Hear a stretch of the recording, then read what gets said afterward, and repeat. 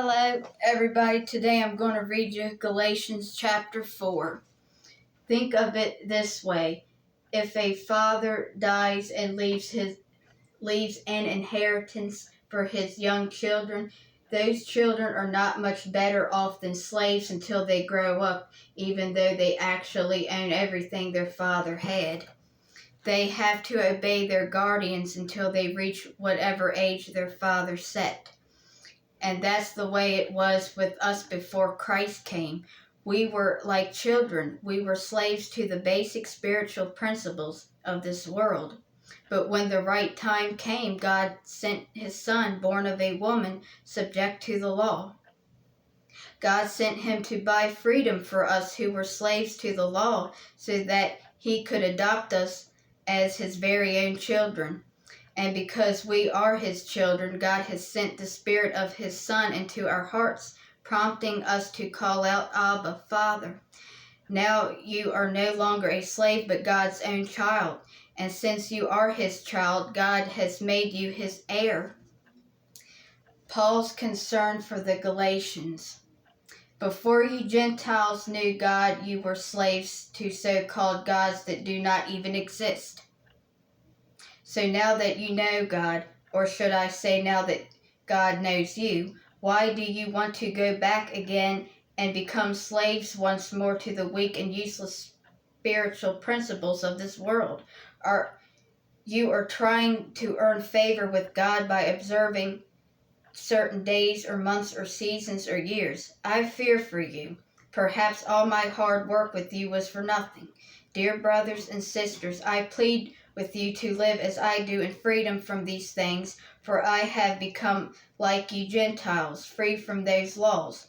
You did not mistreat me when I first preached to you. Surely you remember that I was sick when I first brought you the good news. But even though my condition tempted you to reject me, you did not despise me or turn me away. No, you took me in and cared for me as though I were an angel from God or even Christ Jesus himself. Where is that joyful and grateful spirit you felt then? I am sure you would have taken out your own eyes and given them to me if it had been possible. Have I now become your enemy because I am telling you the truth? Those false teachers are so eager to win your favor, but their intentions are not good. They are trying to shut you off from me so that you will pay attention only to them. If someone is eager to do good things for you, that's all right, but let them do it all the time, not just when I'm with you.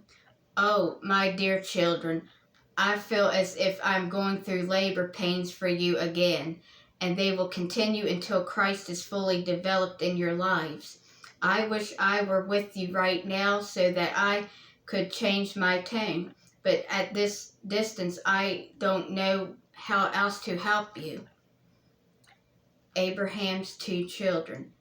Tell me, you who want to live under the law, do you know what the law actually says? The scriptures say that Abraham had 2 sons, one from his slave wife and one from his freeborn wife.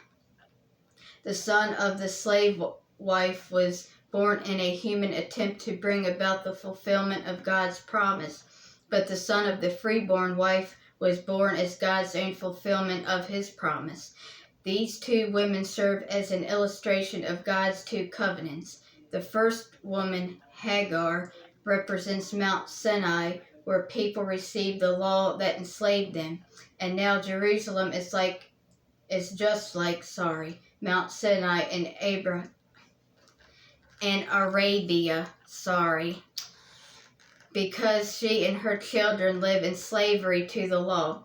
But the other woman, Sarah, represents the heavenly Jerusalem. She is the free woman, and she is our mother, as Isaiah said.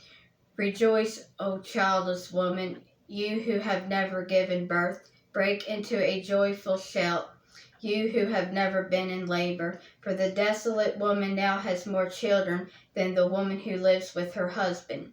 And you, dear brothers and sisters are children of the promise, just like Isaac. But you are now being persecuted by those who want you to keep the law, just as Ishmael, the child born by human effort, persecuted Isaac, the child born by the power of the Spirit. But what do the scriptures say about that?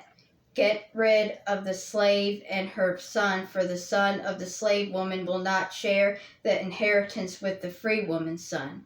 So, dear brothers and sisters, we are not children of the slave woman, we are children of the free woman.